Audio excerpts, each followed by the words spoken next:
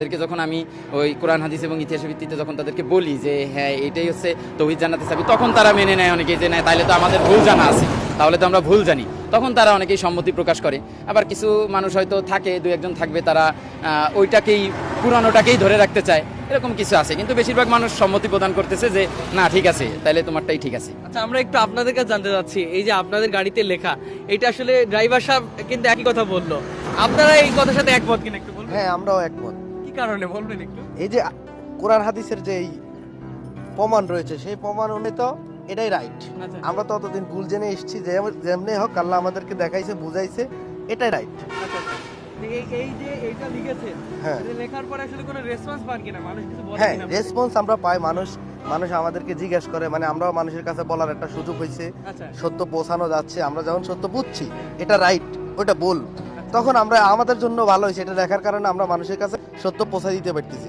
আল্লাহ রাসূলও বলছে, যদি তোমরা কোনো সত্য জেনে থাকো মানুষকে পৌঁছাই দিবা। আচ্ছা, আচ্ছা। তার কারণে আমরা এটা যখন নিছি তখন আমাদের জন্য ভালো হয়েছে। আচ্ছা, আমরা একটু আপনার কাছে জানতে চাচ্ছি, এই বিষয়টা আসলে লেখার পরে আপনার কি মনে হয়েছে, একটু বলবেন ঠিক আছে কিনা? আমার তো মনে হচ্ছে এটা লেখা ঠিক আছে। আচ্ছা, কি কারণে ঠিক আছে? এটা ঠিক আছে এই জন্য যে আমিও অনেক জায়গায় দেখছি, গাড়ির পিছনে আমি হেল্পারি করি, গাড়ি দিয়াতে আমি অনেক জায়গায় দেখছি এসব কোনো লেখাই থাকে না, আচ্ছা। নামাজ যাইয়ার চাবি, হ্যাঁ। জানাতে চাবি, কিন্তু আসলে তো ভুল। তাতে ভুল পরে মনে হচ্ছে যে নামাজ যদি বেচতে চাবি তাহলে আমল ইয়ে গেল কোথায়, এই জন্য আমার ভুল হচ্ছে, আমার এটাই আমার ঠিক, এটা ভালো হচ্ছে। সবাই ঠিক বলছে? হ্যাঁ, ইনশাল্লাহ যারা হয়তো বা অনেকে বলে, যখন আমরা ব্যাখ্যাটা বুঝাই দিই তখন অনেকে বলে না তাহলে তো এটাই ঠিক আছে।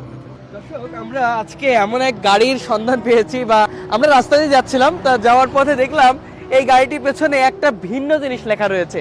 দর্শক, আমি অনেক ছোটবেলা থেকে চেষ্টা করতাম, আমার সামনে দিয়ে গাড়ি গেলে আমি সেগুলো পড়ার চেষ্টা করতাম। অনেকে লিখতো যে হর্ন বাজাবেন না, কেউ লিখতো যে 70 হাত 100 হাত 50 হাত এই দূরত্ব বজায় রাখুন, এগুলো কিন্তু আমার পড়তে বেশ ভালো লাগতো। এবং সবসময় দেখতাম এই গাড়ির পেছনে লেখা থাকতো নামাজ জান্নাতের চাবি, বা মায়ের পায়ের নিচে জান্নাতের চাবি, এই ধরনের কথাগুলো কিন্তু লেখা থাকতো। তবে সেই ধারা থেকে বেরিয়ে এসে একেবারে নতুন একটা লেখা কিন্তু তারা লিখেছে, এবং সেই লেখাকে কেন্দ্র করে কিন্তু বেশ আলোড়নও সৃষ্টি হয়েছে এই এলাকায়। এবং আমরা দেখতেই পাচ্ছি যে এখানে লেখা রয়েছে তৌহিদ জান্নাতের চাবি। এই জন্য আমি মূলত দাঁড়ালাম, এবং দাঁড়ানোর পরে তাদেরকে জানার চেষ্টা করছিলাম যে ভাই কেন এই লেখাটা লিখলেন। তখন কিন্তু তারা তাদের ব্যাখ্যা দিয়ে দিল এই কারণে তারা লিখেছেন। দর্শক, আমি মনে হয় যে বিষয়টা আপনাদের কাছে ফুটিয়ে তুলতে পেরেছি। আবারও দেখা হবে, সেই পর্যন্ত সবাই ভালো থাকবেন, সবাই সুস্থ থাকবেন, সবাইকে আল্লাহ হাফেজ, আসসালামু আলাইকুম।